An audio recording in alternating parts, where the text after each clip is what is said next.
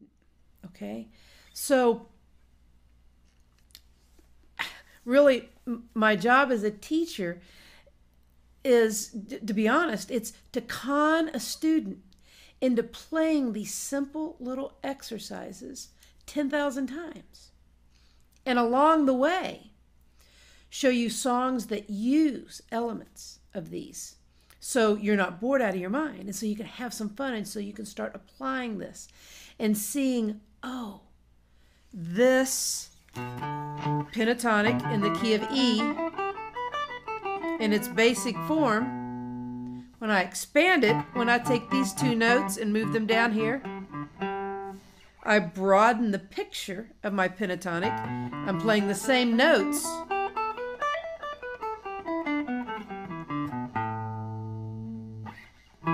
this is the root.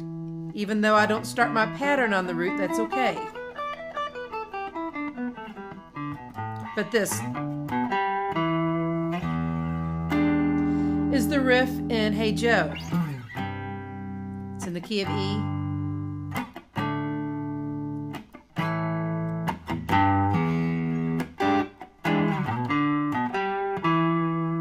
That riff there is in the extension of the E minor pentatonic. And when I pulled this off, that's also in the E minor pentatonic. Okay? So once you start seeing that these riffs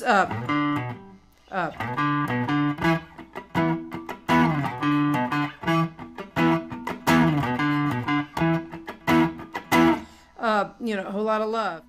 Purple Haze.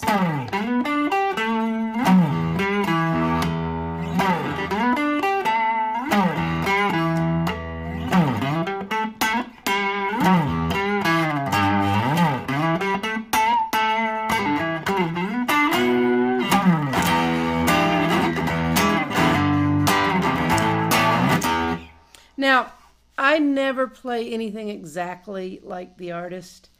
I just always kind of took it and made it my own. Early on, I'm ADD. Maybe I didn't, you know, really take the time to listen to every little nuance. I kind of didn't care. You know, I wasn't interested in being Jimi Hendrix. I was interested in taking the essence of what he had done and playing it my own way. I mean, one, I'm a female. Two, I bet his fingers were this much longer than mine. He had huge hands. I mean, a lot of the chords that he made were different voicings that I'm capable of making. Stevie Ray Vaughan. I mean, his forearms, and I'm pretty strong for a female. I've got, you know, muscular forearms, nothing like Stevie Ray. I could no more have arm wrestled him and won if my life depended on it. So I have to do things that fit me. So if there's any females watching this, you know, play to your strengths, okay? We have a certain emotion as females to bring to the guitar. Not to say that guys don't. Obviously, guys bring their own emotion. But there's a difference between, you know, the way I emote on a guitar and another female emotes on a guitar, much less another male. You know, there's the guitar is an instrument that, when played well, it's an extension of our body. Okay, so what we pour in to playing lead guitar, this has to become an extension of us. It's not about playing notes or playing them right or playing them fast at all. I mean, that's not what it's right. I mean, that's not what makes a good lead. That's what makes me happy. If you're a student and you come in and you play a scale right, you go back and forth and you're not hitting wrong notes, there's no fret buzz, your right hand looks good, I can tell you're not getting real tense but you're remaining relaxed. I'm looking for things like that because that means that the airplane's starting to get some momentum as it goes down the runway. But I mean, it really has to get a certain amount of, you know, speed, and I don't mean speed as in you need to play fast, but I mean you have to get a certain amount of power behind you for the plane to ever take off. You have to do the same with playing the guitar. So we're going to do a combination of practice routines and learning songs that use riffs and notes, licks, leads out of these keys, okay? Now I break the pentatonics down into a root 6 and a root 5. And I expand them. I have a basic version and I have an expanded version. Some people break the pentatonics down into 5 different patterns. It's beautiful. There are definitely 5 different patterns on the guitar. But for me, what I have found is when I take my pentatonic and just break it down into 2 patterns and expand those, I have a fingering system and a series of boxes that I see on the neck of the guitar that for me makes the most sense. And I've seen the most results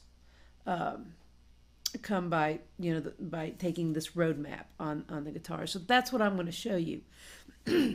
I will be happy to put in my notes for you to download the pentatonics broken down in all 5 parts. Depending on what you're used to and where you're coming from. If you've played a long time, if you've done a lot of scales, if you're used to using all 4 fingers and doing a lot of modal work, then using all 5 parts of the pentatonic may be very comfortable for you. But I find that for me, if I take my minor pentatonic, key of E,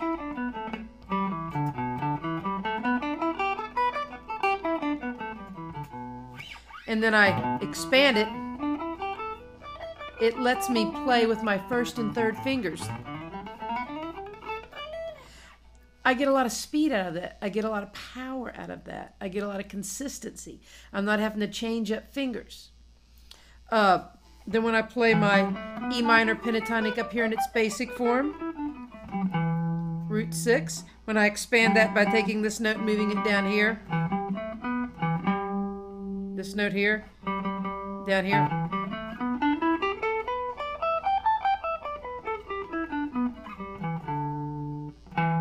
Again, that's the root, even though the pattern doesn't start on that.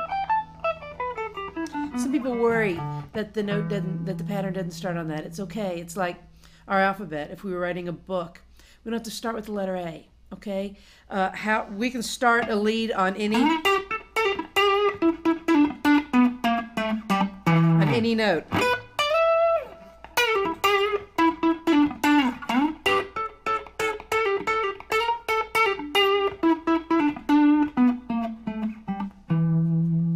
But it allows us to play with our 1st and 3rd fingers when it's expanded. Okay? And then down here,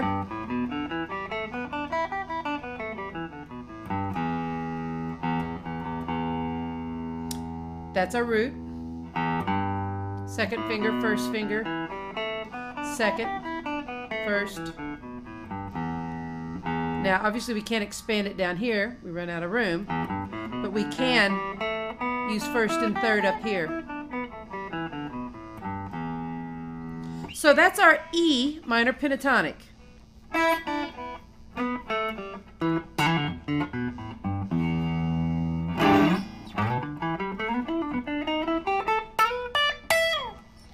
And then